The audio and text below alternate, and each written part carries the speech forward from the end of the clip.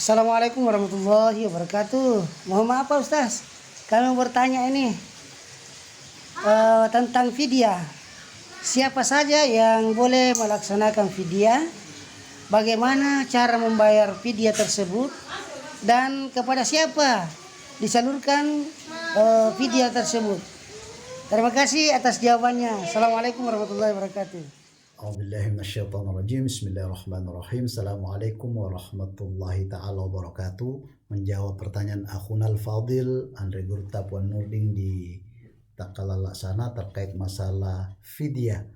Pengertian fidyah, siapa saja yang dibolehkan untuk menunaikan hukum alternatif ini ketika seorang melakukan mukhalafah, pelanggaran terkait dengan pelaksanaan ibadah puasa, kapan dibagikan, dan siapa saja yang berhak untuk menerima fidyah tersebut, dan takaran yang menurut pandangan ulama-ulama yang harus ditunaikan untuk melaksanakan fidyah tersebut.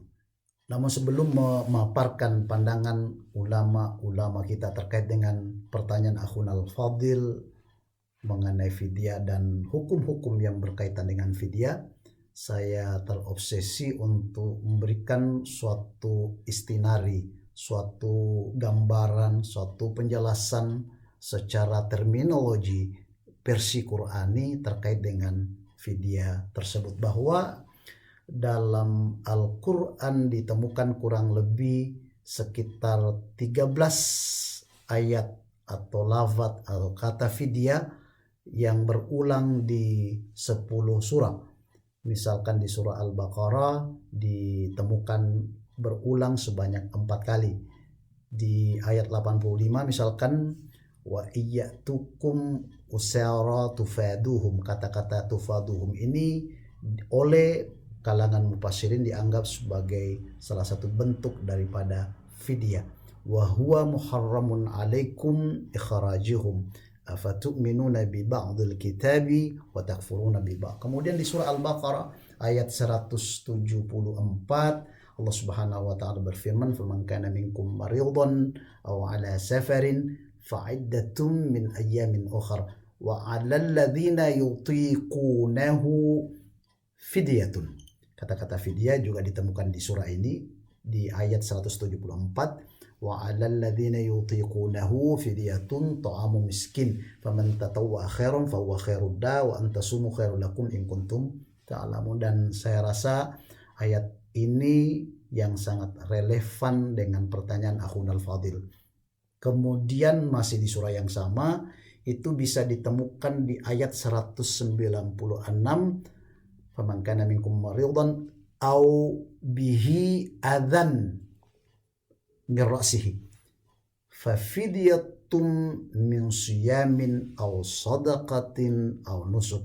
Ini terkait dengan pelaksanaan haji dan umroh, bahwa ketika seseorang tidak mampu menyempurnakan pelaksanaan haji tersebut atau umroh tersebut, Al-Quran memberikan hukum alternatif untuk membayar fidyah berupa min siyamin aw sadaqatin aw nusuk. Kemudian di surah yang sama Al-Baqarah, dan ini yang terakhir ditemukan di surah Al-Baqarah ayat 229, fala junaha alaihima fi maftadat bih tilka hududullah. Kata-kata iftadat bi oleh kalangan mufassirin dianggap sebagai bentuk, salah satu bentuk daripada fidyah atau fadaya.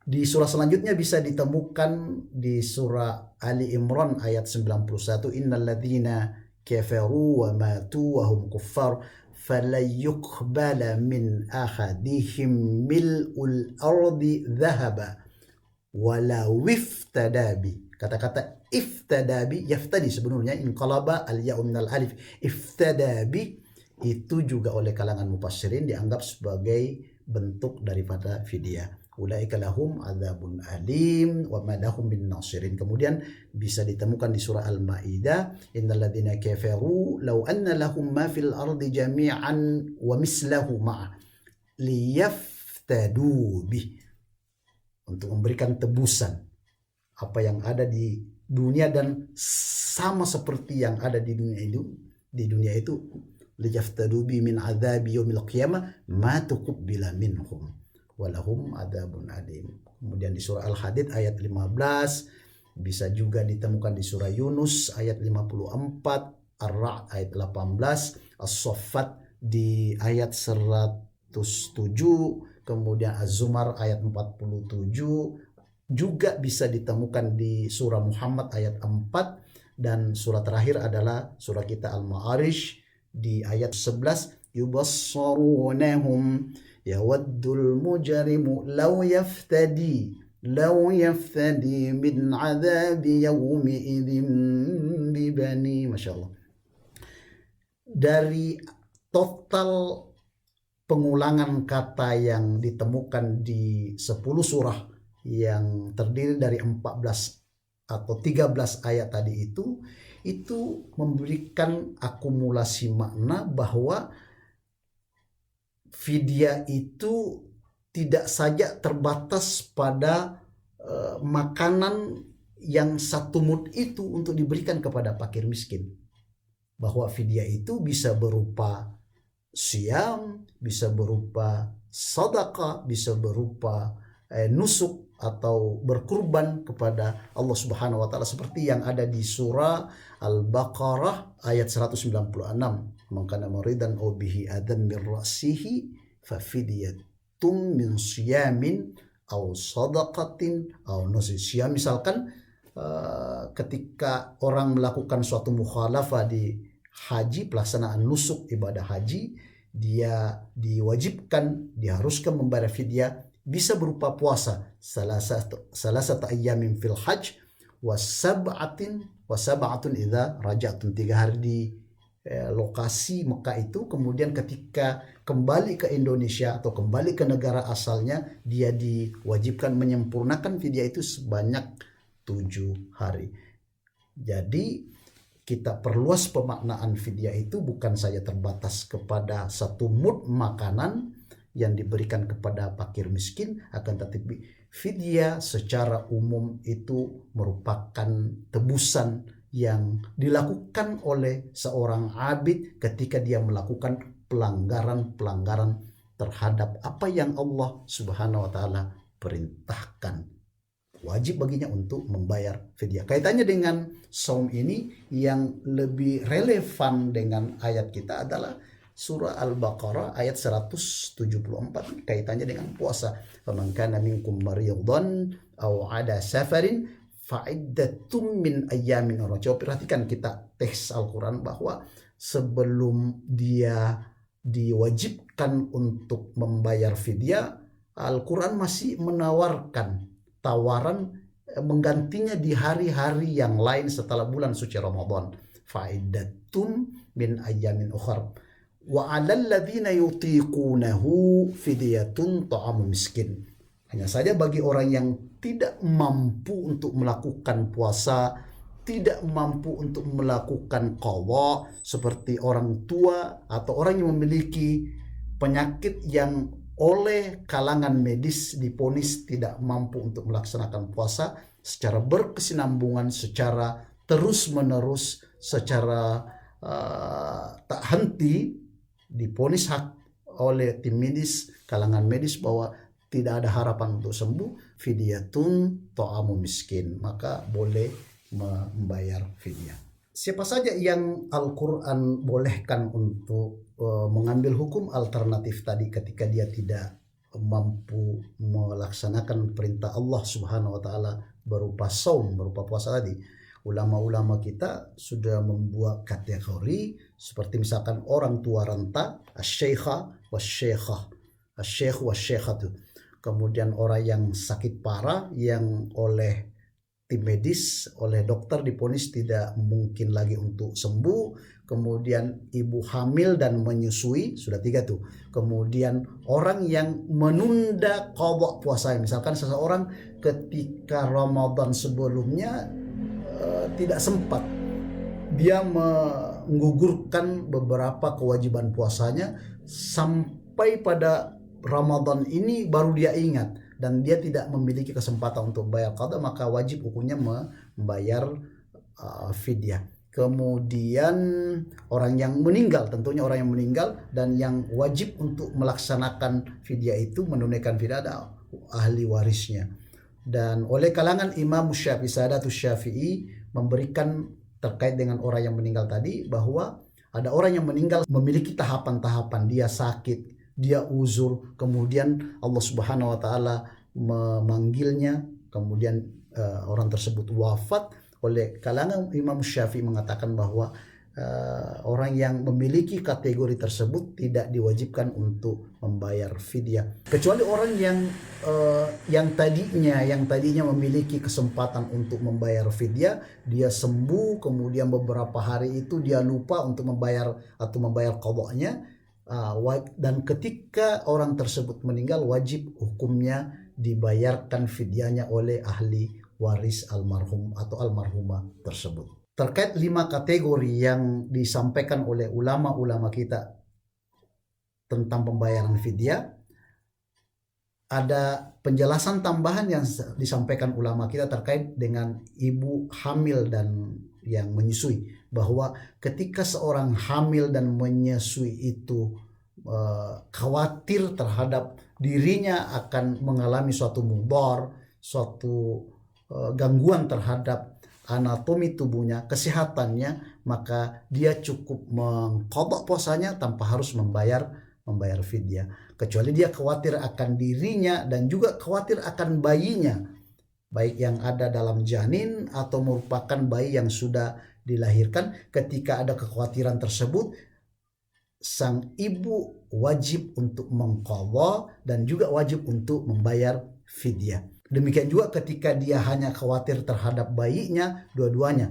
Artinya dia harus membayar qadha dan juga membayar fidyah berupa 1 mud per hari, atau insya Allah kita akan jelaskan takaran yang menurut pandangan ulama-ulama kita. Berapa takaran fidyah yang harus dikeluarkan oleh seorang yang melakukan mukhalafah, yang melakukan pelanggaran, tidak melaksanakan puasa yang Allah Subhanahu wa taala perintahkan? Oleh kalangan mazahibul arba'ah, bahwa Imam Syafi'i dan pengikut-pengikutnya Sadatul Malikiyah sepakat mengatakan bahwa bagi orang yang melakukan pelanggaran tersebut dikenakan denda yang harus menebus atau membayar fidyah sebanyak 1 mud. Mud itu 1 hufna penuh, 2 tangan yang berupa gandum atau makanan pokok orang setempat.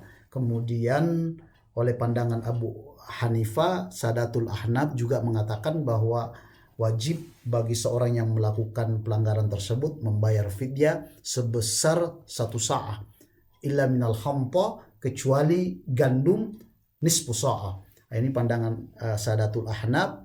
Penghulu-penghulu mazhab Abu Hanifah mengatakan bahwa wajib hukumnya membayar fidyah sebanyak 1 sa'ah. 1 sa'ah itu adalah 4 mud, atau mungkin kalau menggunakan standarisasi yang digunakan oleh Ahlul Iraqi, kurang lebih sekitar 3,8 atau 7 kilogram. Ini pandangan Ahnaf. Ahnaf mengecualikan bahwa kalau dia gandum maka cukup setengah sa'ah aja atau 2 mud.